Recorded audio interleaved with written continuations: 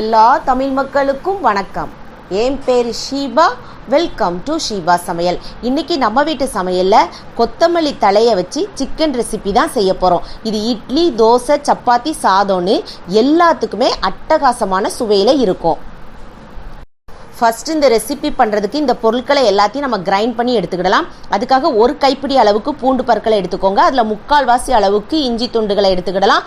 ஒரு 4 பட்டை, ஒரு 4-5 கிராம்பு, 2-3 ஏலக்காய், 1 ஸ்பூன் அளவுக்கு மிளகு, ஒரு கெட்டு கொத்தமல்லி தழை, ஒரு 3 தக்காளி பழம் எடுத்துக்கோங்க. அந்த கொத்தமல்லி கீரைகள் நல்லா ஃப்ரெஷ்ஷானதாக பார்த்து எடுத்துக்கோங்க.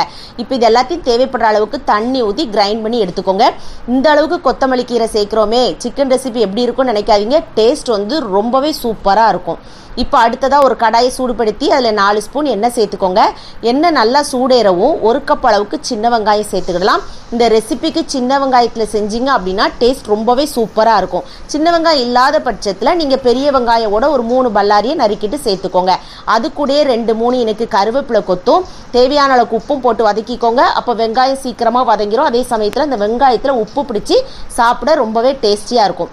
இந்த அளவுக்கு நல்லா வதக்கி எடுத்துக்கோங்க. ரொம்ப முழுமையாக வதக்கணுங்கிறது கிடையாது. இப்போ தீயை கம்மி பண்ணி வச்சுட்டு 2 ஸ்பூன் தனி மிளகாய்த்தூள், 2 ஸ்பூன் தனியாத்தூள், ஒரு 1/2 ஸ்பூன் அளவுக்கு மஞ்சள் தூள் சேர்த்துக்கோங்க. இந்த மசாலா பொருட்கள் சேர்க்கும் போதுல தீ அதிகமாக வச்சிடாதீங்க. குறைவான தீயில் நல்லா வதக்கி எடுத்துக்கோங்க. அதிகமாக தீ வச்சிங்கன்னா கருகிட்டுனா அதனுடைய ஃப்ளேவரே அப்படியே மாற்றி விட்டுரும். இந்த அளவுக்கு, அதாவது 1 நிமிஷம் வதக்குனதுக்கு அப்புறமா நம்ம கழுவி சுத்தம் பண்ணி வச்சுருக்க சிக்கன் பீசஸை சேர்த்துக்கோங்க. இந்த ரெசிபிக்கு தேவையான அளவுக்கு உப்பு சேர்த்துக்கிடலாம். ஏற்கனவே நம்ம உப்பு சேர்த்துக்கோ, நல்லா பார்த்து பக்குவமாக உப்பை சேர்த்துக்கோங்க. இப்போ இது எல்லாத்தையும் நல்லா ஒன்று போல் மிக்ஸ் பண்ணி எடுத்துக்கிடலாம். முதல்ல தண்ணி எதுவும் சேர்க்காதீங்க. அந்த எண்ணெயில் அந்த சிக்கன் பீசஸை நல்லா வதக்கி விடுங்க. மூடி போட்டு நம்ம குக் பண்ண போச்சுல அந்த சிக்கன் பீசஸ்லேருந்தே நிறைய தண்ணி பிரிஞ்சு வர ஆரம்பிக்கும். இப்போ பார்த்தாலே உங்களுக்கு தெரியும் பாருங்கள், இந்த அளவுக்கு தண்ணி நல்லா அதுலேருந்தே நம்மளுக்கு விட்டு வந்திருக்கு. இப்போ ஒரு ஆட்டை நல்லா மிக்ஸ் பண்ணி எடுத்துக்கோங்க. அதுக்கப்புறமா நம்ம கிரைண்ட் பண்ணி வச்சுருக்கிற அந்த கொத்தமல்லி கீரை பேஸ்ட்டை இது கூட சேர்த்துக்கலாம். சேர்த்துட்டு அந்த மிக்ஸி ஜார்லேயும் தேவையான அளவுக்கு தண்ணி ஊற்றி அலம்பி சேர்த்துக்கோங்க.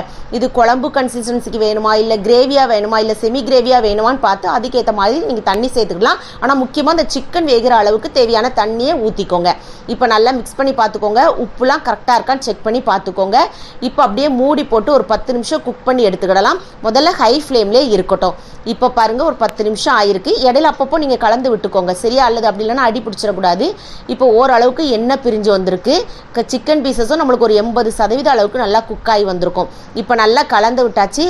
நீங்கள் மூடி போட வேண்டாம். சீக்கிரமாக கொஞ்சம் கட்டியாகணும்னு நினச்சிங்கன்னா திறந்து வச்சு நீங்கள் நல்லா இதை கொதிக்க வச்சு எடுத்துக்கோங்க. மீடியம் ஃப்ளேமில் வச்சு நீங்கள் குக் பண்ணிங்கன்னா இந்த அளவுக்கு நல்லா எண்ணெய் பிரிஞ்சு வர ஆரம்பிக்கும். இப்போ பாருங்கள், இது நீங்கள் ஒயிட் ரைஸ் கூடயோ இல்லை இட்லி, தோசை, சப்பாத்தி கூடயோ தொட்டு சாப்பிட்றதுக்கு அட்டகாசமாக இருக்கும். இது ஒரு சிம்பிளான ரெசிபி. மசாலா பொருட்களும் பார்த்துருப்பீங்க, ரொம்பவே கம்மி தான். ஆனால் டேஸ்ட்டு பார்த்தீங்கன்னா அந்த அளவுக்கு செம்மையாக இருக்கும். கண்டிப்பாக உங்கள் வீட்டில் இந்த ரெசிபியை செஞ்சு பாருங்கள். செஞ்சு பார்த்து உங்கள் ஃபீட்பேக்கை கமெண்ட் பாக்ஸில் சொல்லுங்கள். வீடியோ பிடிச்சிருந்தா லைக் பட்டனில் தம்ஸ் அப் கொடுத்துருங்க. தம்ஸ் அப் கொடுத்த கையோடு உங்கள் ஃப்ரெண்ட்ஸ் ஃபேமிலியோடு ஷேர் பண்ணிடுங்க.